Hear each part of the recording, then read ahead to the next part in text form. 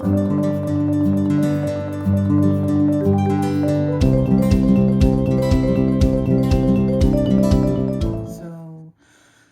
now that we've established how we're going to get ourselves out of it, it's time to make our March budget for 2021.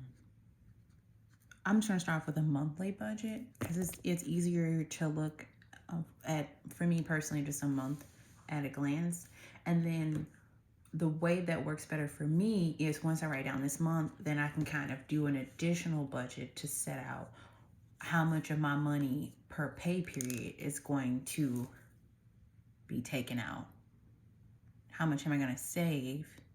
And after what I'm going to save and how much I'm going to consume, like with, consumable things, what's going to be left to really push at this debt. So let's get started. All right. So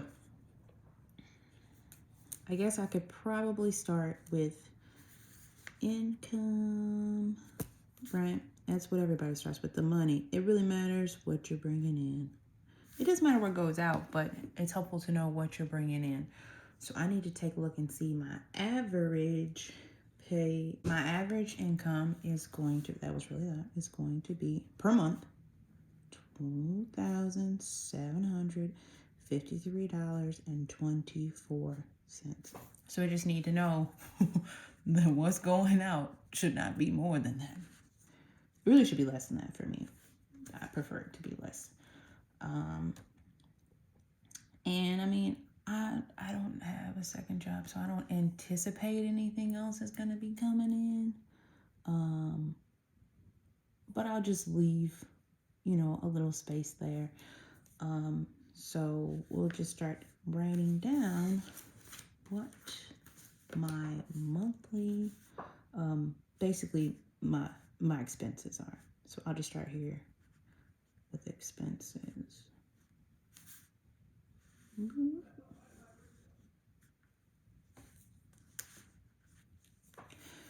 First we have rent, and that is always due on the 1st. Never changes, stays the same. Then we have renter's insurance.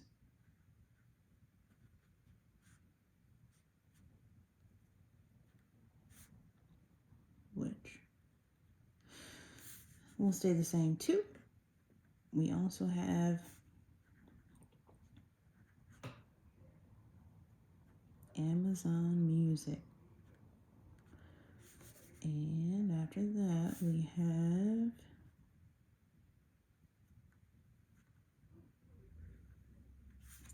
that one loan, which the name of that loan, whenever I can find where it is, I have it back here. I believe that's Euro Trip. We could just call it Student Loan Euro Trip. This is due the 15th of every month. And the minimum on that loan is like $47 and change, as we already established. But I usually pay about $53. That is because, for some odd reason, if you pay online, they charge you a fee for paying online. And so I try to pay a little bit more and then counter in the fee.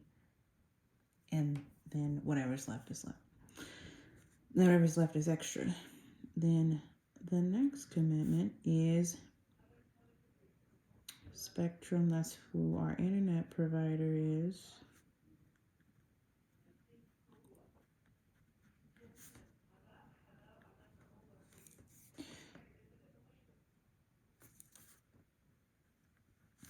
That's $50. Then I have my other set of student loans, which I guess I want to call them all one thing because they're technically bunched together under the same servicer. So what I will call them, I'm just going to call them by the servicer whose name, who shall not be named. I'm not going to say it out loud. You can read it.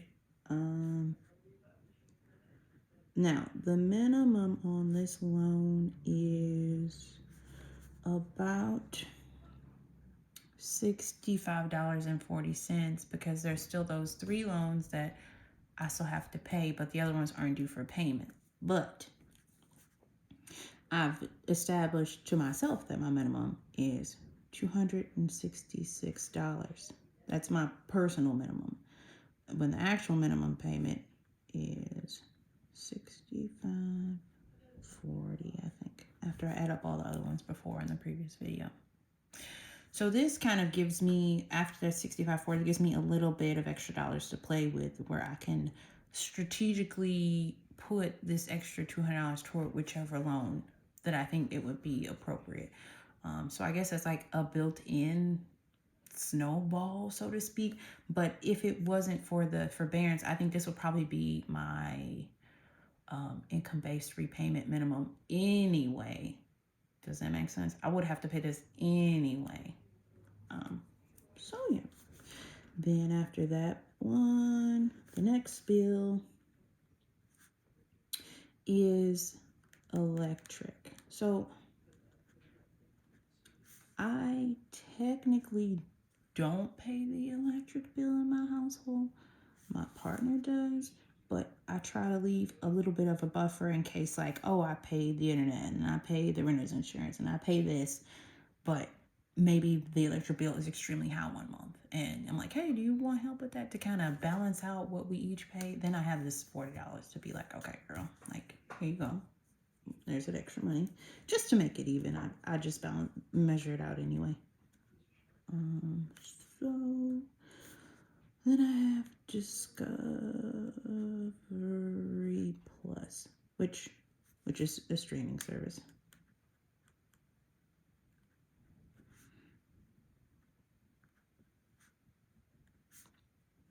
And she is $6.99 per month.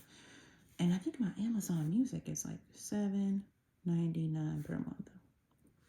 Earner's insurance is $15.50 per month. And my rent is low. Yeah, it's low. It's $400. It's not gonna be like this forever because we do plan to move, but that's, I would say that's low even for me. Like, that's pretty low. I'm pretty proud of that though. And last but not least, my phone bill, T-Mobile. I pay about $50. And those are pretty much my general expenses that I have to pay every month. That's it. Like, in terms of expenses, that's pretty much it. So I guess I should add these babies all up. I really don't think there's anything else that I need to. I'm just gonna grab my phone and do some math.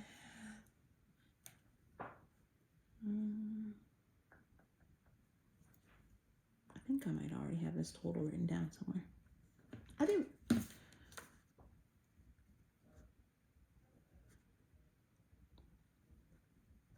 $1,889.48. That's what my total expenses are per month, which is not terrible. I think I'm doing a pretty good job of keeping my expenses low. But like I said, this won't be forever. This is going to go up when we move, which it's still going to be within an acceptable range to me, but it won't be too bad.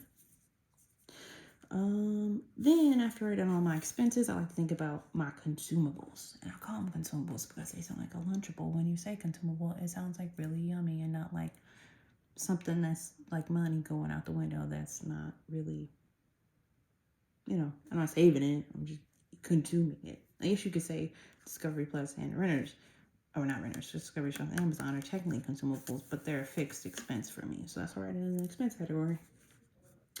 So I like to split up my consumables into 2 categories. I like to split up my necessary consumables and my other consumables, which are more of wants rather than needs, right?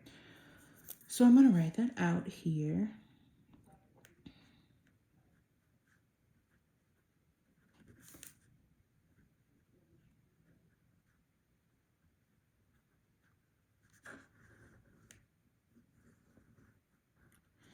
unnecessary consumables. So those things consist of pretty much three things, right? The things that we need, but are also we consume: gas, food, and I mean, clothing is a need, but it's more like it's something you can kind of like finagle a little bit. But you will have to wear clothes because as a society, we've decided that everyone has to wear clothes for the most part. So, and then I put my other consumables, and these are things that I consume, but I don't necessarily need. They're mostly consumed for enjoyment, right? I'm looking at this and I don't think I spelled that right. Consumables. Okay, let's get rid of that because that's wrong. Ooh, girl, that's wrong. All right. Bulls. It's hard when you make up words. As I mentioned before, these are just like things that I like to have, but I don't necessarily have to have, right? So personal spending, right? Maybe I want to, I don't know, get a massage or get a haircut or something like that. But I do need a haircut, so it might be less personal, more necessary, but anyhow. We got dining, and then we have entertainment.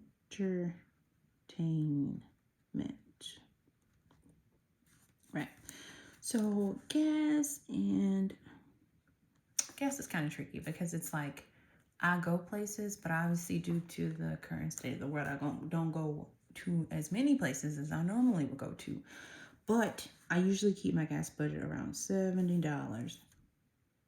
Do I meet $70 each month? Not really. I have a small sedan, no, I wouldn't even call it a sedan. It's more like a compact car. It doesn't take that much to fill it up, but gas prices, they fluctuate, so $70 is a nice little buffer. Food, and this is like food from the grocery store. Maybe I have to get toilet paper one week, maybe I don't, maybe I need extra cat food, maybe I don't, maybe we need dish detergent, maybe we don't. Just like it's like a bucket kind of for food. I might change it. It's usually around $250 a month. Clothing, I don't know. And I think I want to leave that blank because I want to challenge myself to not do that. Personal, well, I try to think about what I need to do for the month. So I know that I'm going to need a haircut. I know that I'm going to need glasses at this point because I put it off for as long as I possibly can. I mean, I might need to go to therapy, just like other things. So I guess if I look at the personal budget, I maybe not consider just the glasses. Glasses are more of a health thing, but therapy, also more of a health thing. Haircut, more of a personal thing. I'm going to try to stick to a personal budget of $90 when I think about all the things that I need to do. Dining, I feel like it's easy to spend too much on it, but it's also easy not to spend too much on it because of what is currently going on right now. You're not really going out. People aren't really going out as much as they would, so you're not really dining in a place, and so like that cuts down on like buying the extra apps or like leaving tips. You know what I mean? You don't leave it. The amount of service that goes into food now is not as much as it used to be because people aren't really going out. They're mostly just picking it up to go at this point. So, but I do have another person in the household, and sometimes we like to eat out, sometimes we don't. It just fluctuates so much. So I think that I'm going to try to do, what would be best? And this could change. Again, this could really change, but I'm going to leave it like that. I'm just going to leave it, just be honest with myself. Entertainment, I mean, honestly, I'm not really going anywhere. It's not like got any fun tickets to anywhere, but I'll just leave that at 80 because I feel like that's a safe number. Clothing, we went back to her again. I mean, honestly, I can't think of anything this month that I actually need to buy. Like things that I want to buy, but not things that I need absolutely to buy. So we'll keep her low too. We'll keep her at like $80. That's $40 a paycheck when I think about it. So that's not really bad. Okay. So then I'm going to kind of add up the totals here and then put a total number here that I have for myself. So I'm going to do that and I'll probably fast forward through it.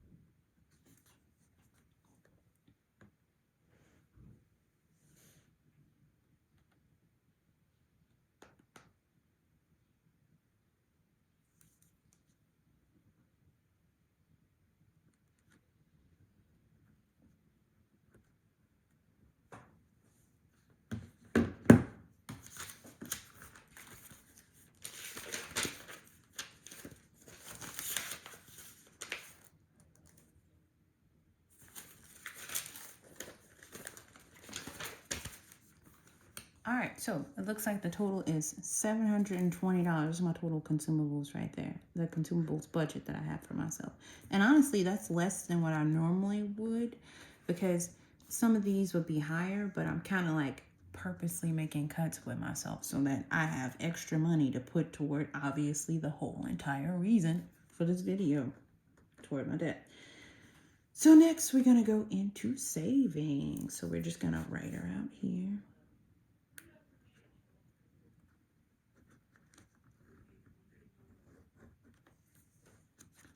And she usually try to be pretty, like, I treat it like a bill. Like, even though it's down here, when I do my paycheck budget, you'll see that it's a bill to me. It's not, it's like I have to treat it that, I have to treat it that way so that money goes into the bucket. So we're saving for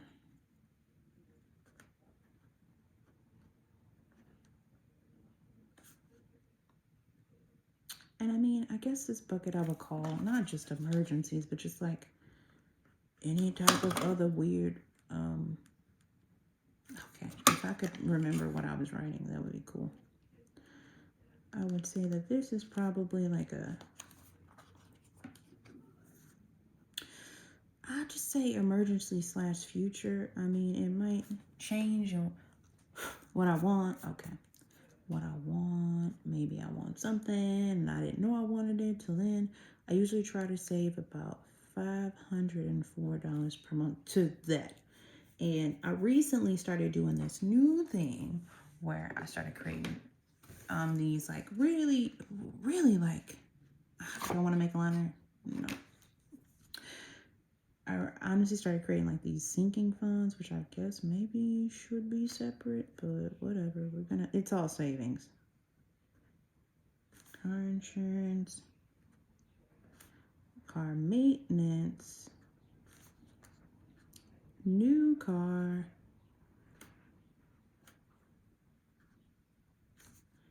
and vacation. And I don't know where exactly I'm going this year because, like, honestly, who knows? But my insurance savings, because I pay my insurance every 6 months, I don't pay it every month, and that seems to work for me. It's $88. Car maintenance is $66. New car is $200. My vacation is $100.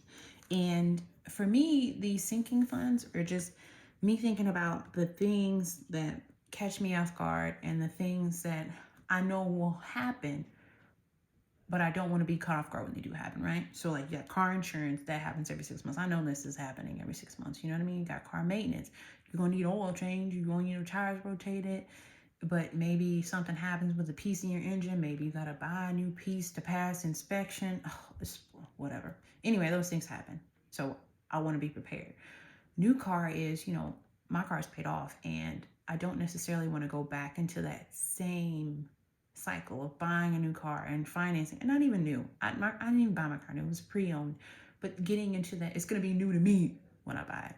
But getting into that cycle of just being realistic about what I can do now, so that when the time comes when I have to lay my current car to rest, I can have money saved for that, and I don't have to finance that, or at least I don't have to finance as much. We're shooting for just go vacation. Obviously, I'm probably not going to be going to some super fancy place this year, obviously, considering what's going on in the world. But, I want to do like a day trip, or I want to do like a road trip, or if I want to like go somewhere and spend some time with some people, I have money for that. Like, it's already in a bucket. I don't have to worry about trying to cut from whatever part of my budget each month, because it's going to be there already, and I can just pull from it when I need to. Pull. That's what we're about. So the total for all of these, and I realized that I probably should have measured the lines better, but it's fine. The total for all these, and let's just add this up,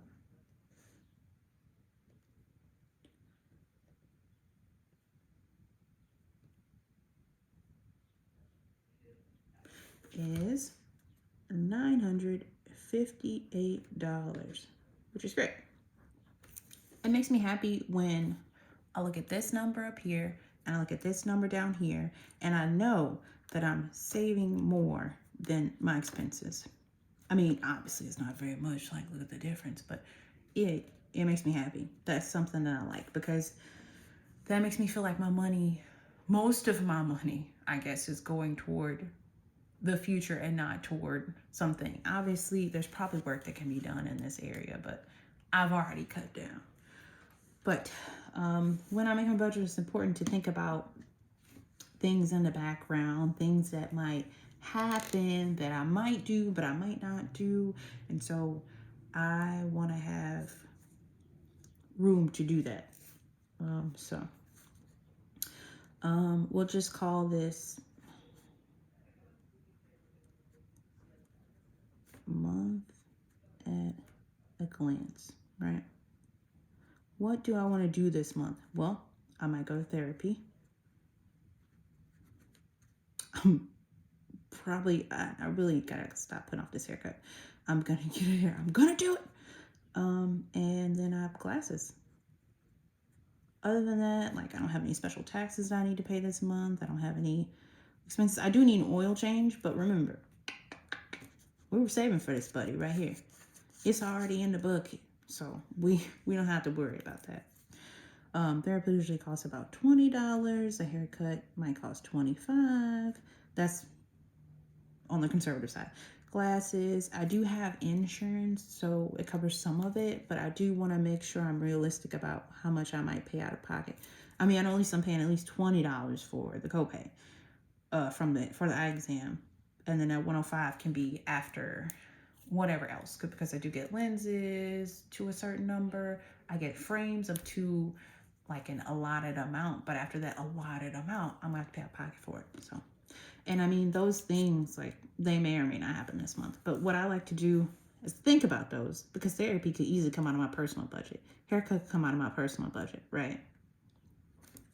That could come out of the personal budget. The only thing I could worry about is the glasses, but just important to think about those things on the top of my head while I'm going through my month. So what I'm going to do is add this up, and kind of see what the total is for those. So we got 48 plus 720 plus 985. Okay, so we're looking pretty good, because the total for all of these I'm going to put like letters by it, right? So this is going to be A. This is going to be B. And this is going to be C. Because those are the numbers that matter to me. So here, I'm going to put A plus B plus C is going to equal all the things that are coming out of my pocket this month. So these are $2,567.48, which is good. I think that's a good number considering all the expenses I have. So we need to subtract that from the income that I'm bringing in.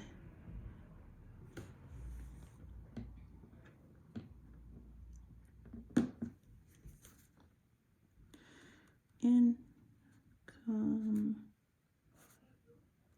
equals, we need to, it would be backwards, but y'all know what I'm saying.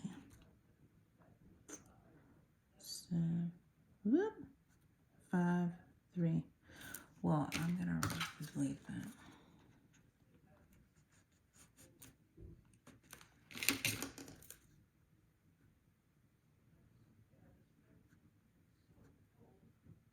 There's 24. Someone in the house on the phone right now. It's just gonna be background, right? So left over. The leftover amount, once I subtract all of that, is $185.76. Now, I'm assuming this leftover amount would be the extra money that I would put toward that, but it might be the money that I put toward my glasses. Who knows? Who really knows, right?